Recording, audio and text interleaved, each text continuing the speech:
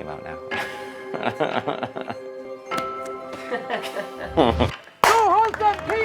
Champagne conditions as we come out of Nice harbour. I mean, it's absolutely glamour. It's 8 miles upwind off the start line to Monaco, and we're sailing a really nice mode, higher and faster than the other boats. Frank does a really good job as he sees Militia coming on starboard and holds his nerve, and we make the cross, which is a really beautiful moment. Biofirm are able to come out of us a little bit, which is a bit frustrating, so they get first at the scoring gate. We have a really close moment with Paprec. We're not sure who's crossed the line first. I think we just crossed just before them. I don't know, did we pass after Paprec? And then that's the end of the inshore phase. So now we're focusing to head offshore from there. So as we exit Monaco, actually, the fleets, we're splitting up. So we're holding a higher lane, a more direct route towards where we want to go, towards the waypoint. And we can see the guys under our boom to leeward of us there. They're sailing lower and trying to do a big tour. And eventually it pays off for us where we are. We have a couple of nice crosses with them where we're gaining quite a lot. We can see Corsica, first lights, which is beautiful. And the night's been good. We're in the leading bunch with Paprec and Biofirm, and now we're tacking heading east. So we're making our approach to the Bonifacio Straits. And then we're sailing towards the Bonifacio Straits. So the wind starts to pick up. We're in a really nice position. We're really happy. We can see we're putting good distance on the rest of the fleet. It's going to be a busy few hours, I think. You know, it's lovely, really beautiful. So all the time we're gaining on them. The wind's starting to increase. Everything's feeling good. We're happy, we're going fast, we're having fun. The water is fairly flat at this moment. As we're approaching now the Bonifacio Straits, the wind picks up pretty violently, and we've got a nasty little sea state, a nasty little chop. We go for a tack, our first tack actually with the J3, we're tacking, and as we tack the sail flaps, and it punches a hole in the mainsail. It's a big damage? How much? Nico sees this first. We come out of the tack and Nico says, there's a hole in the mainsail, there's a hole in the mainsail. We need to do something about it. So I jump on deck, we look at the hole. My first reaction is we've just had this issue. The J3's punched a hole in the main. So I kind of dive straight into that and then get straight onto it, and I go on deck to start carrying out the repair, but actually it's pretty wet on deck. I haven't had much time to think about the conditions or what was going on. So when I go outside, I'm just in my shorts. So it's pretty violent actually. It's kind of stinging the skin and your eyes when it hits you, and I put them around the sheets and I tape them in place, but I can hardly see what I'm doing as the spray's hitting me in their face, and I quickly dive down into the boat, get out the stack bags and the repair material. So there's a bit of damage in the mainsail. So trying to come up with a solution to stop it from damaging the mainsail, and then to repair the mainsail. I mean, we're going at 16, 17, 18 knots boat speed, so it's pretty quick in 30 knots of breeze. So there's 40 knots over the deck with the spray from the chop. So it's pretty violent actually. It's kind of stinging the skin and your eyes when it hits you.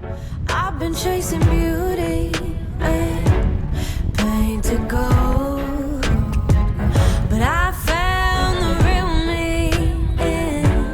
What is the reading? Now I had a revelation. I should really have more patience. But then I look at the time and I notice I'm behind. Now the breeze is starting to decrease. We're well ahead of the fleets. We've got a really nice lead. We're really happy with them behind us. It's quite a nice feeling, but equally at the same time, we're looking behind us and we know we're looking ahead. We can see we've got downwind to come for, and we know that the guys behind us are fast in these conditions, especially Paprec and Mappe. We end up, when we jibe back, we're slightly close to the island. I think we get a little bit stuck at this point in time in the wind shadow of the island. Pretty frustrating feeling to feel that we've had our, 16 miles of lead over them eaten up over a couple of hours. But it's not the end of the game, It's annoying, but it's not the end of the world. We make quite a nice move. It's really light winds and sniggly sailing. And then as we're approaching the waypoint on the other side of the bay, There's a little bit of thermal breeze that they just managed to get, and they just pull in just ahead of us at the... It's going to be intense the whole way to the finish because the wind's going to be really unstable and changing quite a lot. So we had to be quite adaptive with our sailing. Not much sleep. So then we tack over. As we're tacking over now, we know that we've got this transition to kind of get across, which is it's this big low pressure that's been dominating all of the weather systems. As we're sailing towards it, the wind's decreasing all the time.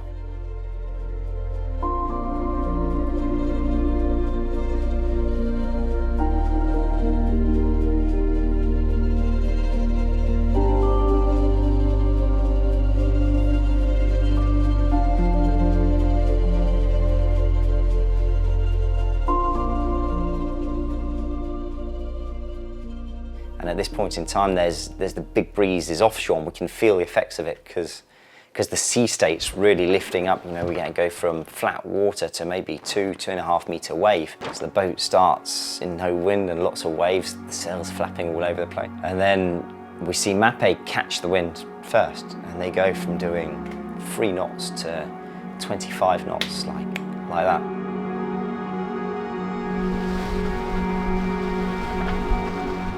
Frustrating feeling on board. All of a sudden, Patrick, who are only less than 2 miles away from us, pick up the breeze, and we can literally, as we're looking out of the boat, we can see the breeze line on the water in front of us, about half a mile. And then Patrick go, and one moment, Bifem, they're a mile down, just to leeward of us, and they manage to catch the breeze, and they disappear. And this is a bit of a feeling. 2 hours later, 3 hours later, we're still sat there flapping. And that was a really hard moment to realise, you know, the fleet's gone. And by this time, Mape's already around the waypoint, and they're heading towards the finish line. And yeah, pretty hard feeling on board.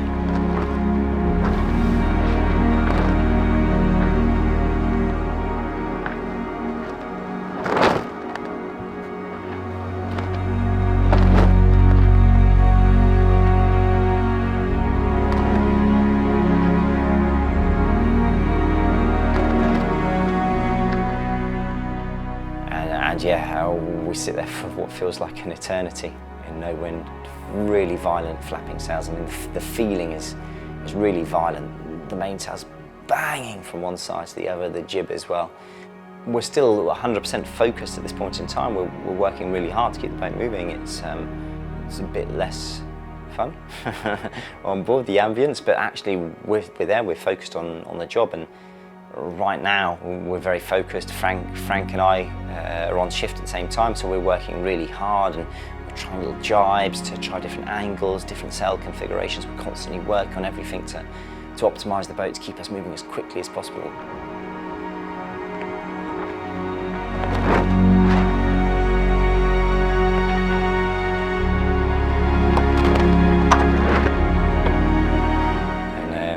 I think it was the same for Nico and Carol on their watch.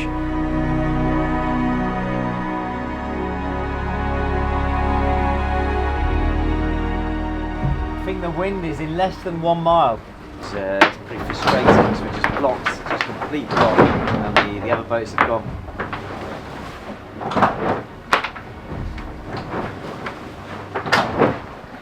Just doing everything to try and cross this line. Not much success at the moment.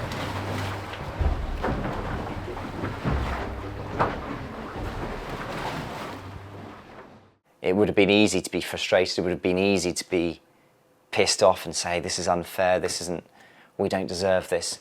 But none of that matters. All that matters is right here, right now, what's happening. And if we look behind us, we'll go the way we're looking. So we'll keep looking forward and keep working the boat to get to the new pressure. Obviously it's not great, so I go downstairs and pull out a packet of crisps, and me and Frank destroy the packet of crisps in probably, I don't know, like 5 minutes. We just eat all the crisps really quickly, and probably a good relief from the situation we were in, and gave us a little bit of creature comfort.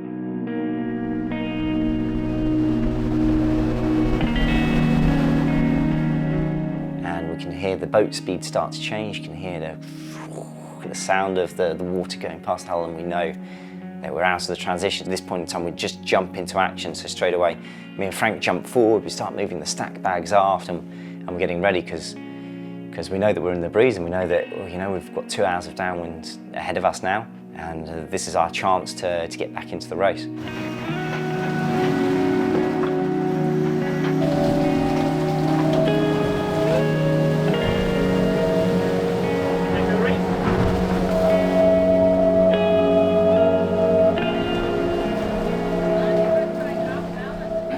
Yes, as we're approaching the finishing line now, it's coming to the end of the leg. We know Mapei finished a long time ahead of us, and in my mind I'm thinking, lucky this isn't a solitaire de Figaro tap, which is done on time, so it's only the positions that count.